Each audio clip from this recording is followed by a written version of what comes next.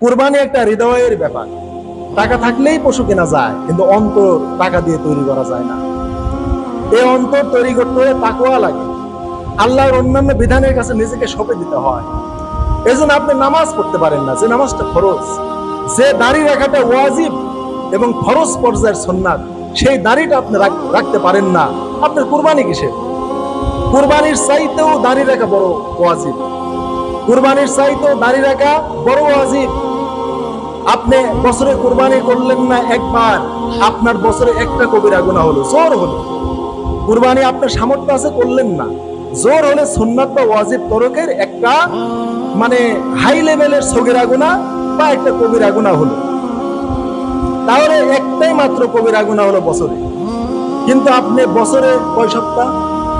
50 সপ্তাহের উপরে প্রত্যেক সপ্তাহে একবার করে দাড়ি শেভ করেছেন, তাহলে 50টার উপর আপনার আমল নামায় কবিরা গুনাহ হয়েছে। তাহলে কুরবানি তরফ করলে বছরে গুনাহ হবে একটা, আর দাড়ি যদি শেভ করেন প্রত্যেক সপ্তাহে, বছরে 50টার উপরে কবিরা গুনাহ হবে। আপনার কিসের কুরবানি? এই সকল মানুষের কুরবানি আল্লাহ কবুল করবেন না। অথচ এই দাড়ি রাখতে কোনো টাকা পয়সা লাগে না। অতএব দাড়ি চাচা, ফাসেক, বেনামাজি এরা যে কুরবানি করে, এটা সাংঘাতিক ব্যাপার। এদের কুরবানি কিভাবে কবুল হবে আমার কাছে কোনো ডকুমেন্ট আমার নাই। আমি যতটুকু অধ্যয়ন করেছি কোরআন ও হাদিস থেকে, আমি তাদের কুরবানির কবুলিয়াতের কোনো হাদিস কোরআনে কোনো দলিল পাই নাই। যে আল্লাহর অন্যান্য বিধানের কাছে নিজেকে সরতে পারে না, কিন্তু কুরবানির জন্য ব্যতিব্যস্ত হয়ে যায়। 5 ওয়াক্ত ফরজ নামাজ আদায় করে না, জামাতে সালাত আদায় করে না, মুখে দাড়ি রাখতে পারে না, স্ত্রীকে পর্দায় রাখতে পারে না, হালাল উপার্জন করে না, আর এই মানুষগুলো কুরবানির জন্য ব্যস্ত হয়ে যায়। এদের কারো তো কুরবানি আল্লাহ কবুল করবেন না। আল্লাহ তো কোরআনে বলে দিয়েছেন, ইন্নামা ইয়াতাকাব্বালুল্লাহু মিনাল মুত্তাকিন। কাবিল তো নিজেই বলল যে ভাইরে, তোর কুরবানি কবুল হলো, আমারটা কেন হলো না?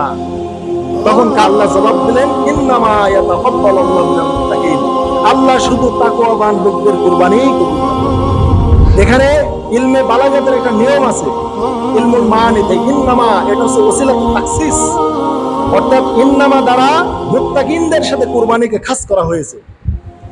মানে কুরবানির কবুলিয়াতটা খাস শুধু মুত্তাকিনদের জন্য। অতএব মুত্তাকিরা যদি কুরবানি করে, এই মুত্তাকিনদের কুরবানি শুধু আল্লাহ কবুল করবে।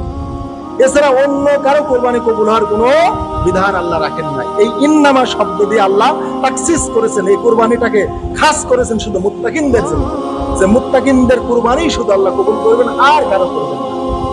আপনি কেন কুরবানি করতে গিয়েছেন? কার হুকুম? গোশত খাওয়ার জন্য? এমনি হাট থেকে কিনে এনে খান। তা আপনি হাট থেকে কিনে আনে খাইলে আপনি গুনাহ থেকে তা মুক্ত থাকতে পারবেন। তা আপনার রিয়াটা হলো না, লোক দেখানো, লোক শোনানো, এইগুলো অন্তত পক্ষে হলো না।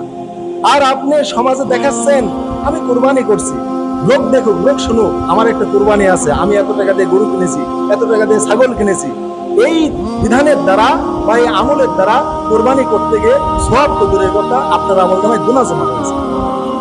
অথচ এই টাকা দিয়েই যদি বাজার থেকে গোশত কিনে এনে যদি ফ্রিজ ভরে রাখতেন, পরিবার নিয়ে খাইতেন, আপনার কোনো গুনাহ হতো না।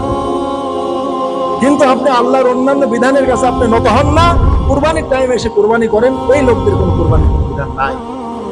এই জন্য আল্লাহ তাআলা এদের কুরবানি আল্লাহ কবুল করবেন না। এই জন্য আল্লাহ কোরআনে যেটা বলে দিয়েছেন, ইন্না সলাতি ওয়া নুসুকি, আমার সলাত, আমার কুরবানি, আমার হজ, আমার হায়াত, আমার মউত লিল্লাহি রাব্বিল আলামিন, বিশ্বজগতের প্রতিপালক আল্লাহর জন্য। তাহলে সালাত আপনার নাই, আপনার কেন কুরবানি? আল্লাহ কোরআনের কোথাও আগে কুরবানি করতে বলেন না। আল্লাহ বলেছেন, ফাসাল্লি লিরাব্বিকা ওয়ানহার, ফাসাল্লি, তাই তুমি সালাত আদায় করো, লিরাব্বিকা, তোমার রবের জন্য, ওয়ানহার, তারপরে তুমি কুরবানি করো। আপনার সালাত নেই, আপনি জামাতে সালাত আদায় করেন না, আপনি কুরবানি করবেন কেন? অথচ আল্লাহ বলেন, ফাসাল্লি লিরাব্বিকা, তোমার রবের জন্য তুমি সালাত আদায় করো। এই সালাত আদায় করাটা ফরজ, আর ওয়ানহার, কুরবানি করাটা সুন্নাত বা ওয়াজিব। তাহলে আপনার ফরজ নেই, সালাত নেই, আপনি কুরবানির জন্য ব্যস্ত হয়ে গেছেন, কোনো লাভ নেই ভাই। আল্লাহ তাআলা অন্যত্র বলছেন, ইন্না সলাতি ওয়া নুসুকি, নিশ্চয় আমার সালাত, আমার কুরবানি, আমার জীবন, আমার মৃত্যু সব আল্লাহর জন্য। এখানে আল্লাহ ইন্না সলাতি ওয়া নুসুকি, সালাতের পরে আল্লাহ কুরবানির কথা বলেছেন, কোথাও কুরবানির কথা আল্লাহ আগে বলেন নাই। তাই যার সালাত নেই তার কোনো কুরবানি নেই, যার সালাত নেই তার কুরবানি কবুল হবে না, যার সালাত নেই তার সাথে কুরবানি শরীক নেওয়া যাবে না। এটা একবার আল্লাহ তাআলা সম্পূর্ণ আল্লাহ নিষেধ করে দিয়েছেন। বেনামাজির কোনো কুরবানি আল্লাহ কবুল করবেন না। এজন্য আমাদের আব্দুল্লাহ জাহাঙ্গীর স্যার বলেন যে বেনামাজি কুরবানি করে এটা হচ্ছে ন্যাংটা লোক পাগড়ি পরার মতো।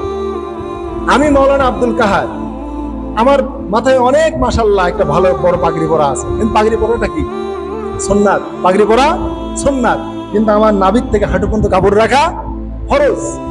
এখন আমি অনেক বড় মাপের হুজুর, বড় আলেম, অনেক বড় পাগড়িধারী, আমার হাঁটুর থেকে কোমর থেকে শুরু করে হাঁটু পর্যন্ত ফরজ সতর নেই, মানে আমার লুঙ্গি নেই বা আমার পরনে পায়জামা নেই, আমার দেহ উলঙ্গ, কিন্তু আমি মাথায় পাগড়ি পরে পথ চলছি। আপনি কি বলবেন? আমাকে বলবেন যে মাশাআল্লাহ আমাদের আব্দুল কাহার হুজুর মাশাআল্লাহ পাগড়ি ছাড়ে না, পাগড়ি মাথার থেকে খুলে না, কিন্তু আপনি তো আমার নিচে তাকালেন না যে আব্দুল কাহার সাহেবের পরনে লুঙ্গি আছে কিনা। আমাদের সমাজে যারা নামাজ পড়ে না এরা হচ্ছে ন্যাংটা লোক, মাথায় পাগড়ি পরার, মানে পরনে কাপড় নেই, ফরজ সতর নেই, কিন্তু মাথায় পাগড়ি বেঁধে মাশাআল্লাহ রাস্তা দিয়ে চলছে, আর মানুষ নিচে না তাকিয়ে উপরে দেখে বলছে মাশাআল্লাহ আমার ইমামের মাথায় অনেক বড় পাগড়ি আছে, কিন্তু নিচে কোনো খবর নাই। আমাদের সমাজের মানুষ এটাই দেখে হাজির, নামাজ নেই, যাকাত নেই, বইয়ের পর্দা নেই, হালাল রিজিক নেই, কোনো কিছু নেই। এইগুলোর দিকে মানুষ তাকায় না, তাকায় শুধু অমুকের কুরবানি আছে কিনা, অমুক কুরবানি করছে কিনা। তাহলে পিছনের নিচের দিকে না থেকে গেলে মাথায় তাকাবে।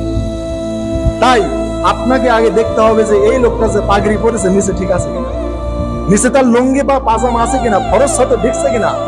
ফরজ সতর ঢেকার পরে মাথায় পাগড়ি বাঁধা পছন্দনীয়, প্রশংসনীয়, আর ফরজ সতর না ঢেকে মাথায় শুধু পাগড়ি বাঁধা নিন্দনীয়। তাহলে মাথায় পাগড়ি বাঁধা অবশ্যই সওয়াবের কাজ, অবশ্যই সুন্নাত। কিন্তু কখন এই মাথায় পাগড়ি বাঁধা তখনই ইবাদত হবে, তখনই সুন্নাত আদায় হবে যখন অন্যান্য ফরজ সতরগুলো আমি ঢাকবো। আমার অন্তত পক্ষে নাভি থেকে শুরু করে হাঁটু পর্যন্ত একটা পায়জামা থাকবে, গায়ে একটা জামা থাকবে, এরকম নিচের অঙ্গগুলো ঢাকার পরে মাথায় পাগড়ি বাঁধা প্রশংসনীয়। তো সমাজের যারা কুরবানি করে ফরজ নামাজ নেই, ফরজ যাকাত নেই, ফরজ হজ নেই, ফরজ ইনকাম নেই, ফরজ পরিমাণ স্ত্রীকে, কন্যাদেরকে বাড়িতে পর্দা করে না, এই যে বিষয়গুলো লেনদেন ঠিক করে না মানুষের সাথে, ইসলামের ফরজ বিধানগুলো নেই, তার এই মাথায় শুধু উলঙ্গ লোকের মতো মাথায় পাগড়ি বাঁধার মতো হবে, তার কোনো মূল্য নেই। মোটেও ভেরিফাই করবেন এটা আল্লাহর কাছে। অতএব হাজরিন, নামাজ এখনই শুরু করেন, আজ থেকে শুরু করেন। আপনি এখন থেকে, আজ থেকে, জুমার থেকে, আসর থেকে আর নামাজ বাদ দিবেন না, যদি আপনি কুরবানি কবুল করাতে চান আল্লাহর কাছে। আর যদি বলেন না আমি নামাজ না পড়ে কুরবানি করবো, করেন। আপনার কাছে সমাজের কাছে আপনি পাগড়িধারী হুজুর হলেও আল্লাহ তাআলা দেখছেন ওর পরনে লুঙ্গি নাই। আপনি আমাকে দেখছেন যে হুজুরের মাশাআল্লাহ অনেক বড় পাগড়ি আছে, কিন্তু আল্লাহ দেখছেন যে এই হুজুরের পরনে লুঙ্গি নাই, ফরজ সতর নাই, মাথায় পাগড়ি বেঁধে ঘুরছে। আল্লাহর কাছে এটা মোটেও ভেরিফাই করে না, আপনার কাছে যদিও করে। অতএব হাজরিন, আল্লাহর কাছে যদি আপনি প্রশংসনীয় হতে চান, আপনার কুরবানিটি কবুল করাতে চান, আপনি এক ওয়াক্ত নামাজ আপনি তরফ করতে পারবেন না, কারণ নামাজের বিধান আল্লাহ আগে দিয়েছে। অতএব কুরবানির টাইমে এসে শুধু কুরবানি করলেন আর কুরবানি কবুল হয়ে যাবে, এত সহজ না। এই কষ্টের টাকা দিয়ে কুরবানি করতে গিয়ে আপনি গুনাহগার হবেন। তার চেয়ে টাকা দিয়ে যদি হাটে গিয়ে গোশত কিনে এনে খান, সওয়াব হওয়ার সম্ভাবনা আছে। কেননা নিজের পরিবারের লোকদেরকে খানা খাওয়ানো, উত্তম খানার আয়োজন করা, এটা একটা সওয়াবের কাজ।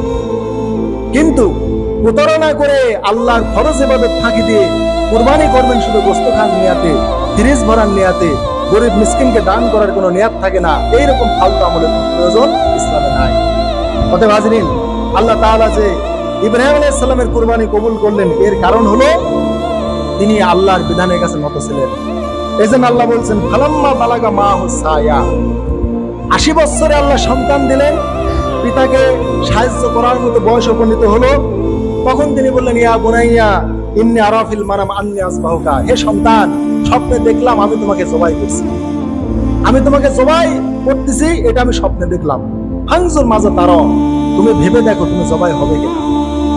এখানে আসলে জবাই উনি রাজি হলেও করবেন, সন্তানকে রাজি না হলেও করবেন। অর্থাৎ আল্লাহ যে স্বপ্নে দেখাইছেন ইব্রাহিম আলাইহিস সালামকে যে তোমার সন্তানকে তুমি জবাই করো, ইব্রাহিম আলাইহিস সালাম অবশ্যই জবাই করবেন সন্তানকে, সন্তান রাজি থাক চাই না থাক। কিন্তু উনি সন্তানকে আল্লাহর বিধানের কাছে অনুগত আছে কিনা একটু মন পরীক্ষা করলেন, যে আমি যেভাবে তৈরি হয়ে গেছি আমার বেটাও এইভাবে আল্লাহর বিধানের কাছে অনুগত কিনা, নবীর বেটা নবী কিনা, এবং আমার আদর্শে সে গড়ে উঠেছে কিনা, আল্লাহর বিধানের কাছে সে অবনত হয় কিনা, এইটা পরীক্ষা করে পিতা পুত্র দুইজনই পরীক্ষায় উত্তীর্ণ হয়ে আল্লাহর কাছে মহা সম্মানিত হবেন, খলিল হবেন, বন্ধু হবেন। তাই তিনি চাইলেন না যে সন্তান নারাজ থাকবে, আমি সন্তানকে জবাই করে দিব, আর আমার সন্তান আল্লাহর আইনের কাছে নত না হয়ে বিরোধিতা করে ও হচ্ছে দুনিয়াতে বেঁচে থাকার চিন্তা করে, দুনিয়াতে ভোগ করব, অনেকদিন বাঁচবো, আব্বা আমি কেবল কিশোর বয়সে যুবক হতে পারলাম না, বিয়ে করতে পারলাম না, ঘর সংসার সাজাতে পারলাম না, এখনই আপনি আমাকে জবাই করে দিবেন, এই যে দুনিয়া ভোগের চিন্তা ইসমাইল আলাইহিস সালামের ছিল না। কোন রকমের চিন্তা তার ভিতরে আসে নাই। এই জন্য বাপ যখন বলছে ফাংজুর মাজা তারা, তুমি ভেবে দেখো, সাথে সাথে বললো ক্বালা ইয়া আবাতি ফাআল সাতাজিদুনি ইনশাআল্লাহ মিনাস সাবিরিন। হে আমার আব্বা, আপনি কি করেন, ইয়া আবাতি ফাআল মা তুমার, আপনি স্বপ্নে যেটা আদিষ্ট হয়েছেন ওইটা আপনি করে ফেলুন, ইনশাআল্লাহ আমি সবরকারীদের মধ্যে শামিল হয়ে যাব। তাহলে বাপ কা বেটা সিপাহি কা ঘোড়া, যেমন বাপ তেমন সন্তান। শুধু বেটাকে বলছে আমি তোমাকে জবাই করব বেটা, ভেবে দেখো, কোন রকমের চিন্তা ভোগের অনুভূতি তার হৃদয়ে আসে না। আমি এই বয়সে মারা যাবো, এই বয়সে আপনি আমাকে জবাই করবেন, আমি কেবল কিশোর যুবক হতে পারলাম না, যৌবন আসে নাই, দুনিয়া ভোগ করতে পারলাম না, এই মুহূর্তে হুষ্টপুষ্ট হতে পারলাম না, এখনই কুরবানি করবেন, কোনো চিন্তা দুনিয়া ভোগের কোনো চিন্তা তার ভিতরে আসে নাই।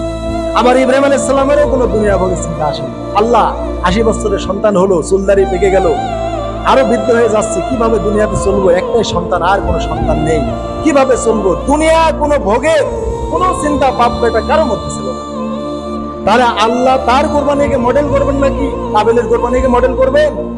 কাবিলের তো খালি ভোগের চিন্তা ছিল, খালি তৃপ্তির চিন্তা, ভোগের চিন্তা। অতএব যারা কোরবানি করবেন ভোগের চিন্তা যদি করেন তাহলে আপনার কোরবানি ব্যর্থ, আর ত্যাগের চিন্তা যদি করেন আপনার কোরবানি সাকসেস। অতএব আপনি কোরবানি কেনা হয়ে গেছে আর বাদ নাই, কিন্তু নিয়াতটা বাদ আছে আপনার। এই নিয়াতটা যদি আজকের বয়ান শুনে যদি ঠিক করেন, কালকে আপনার কোরবানি ইনশাআল্লাহ কবুল। ওই রক্ত আল্লাহর জমিনে পড়ার আগে আপনার কোরবানি কবুল। আর নিয়াত যদি ঠিক না করতে পারেন, এত কিছু বলার পরেও আপনার ব্যর্থ, আপনার কোরবানি ব্যর্থ। এইরকম ফালতু কোরবানির কোনো বিধান আল্লাহ দেয় নাই। তাই এই দুনিয়া ভোগের কোনো চিন্তা বাপও করে নাই, বেটাও করে নাই। আর বললো আপনি ইনশাআল্লাহ, আল্লাহ চাহেন তো আমাকে সবরকারীদের মধ্যে পাবেন।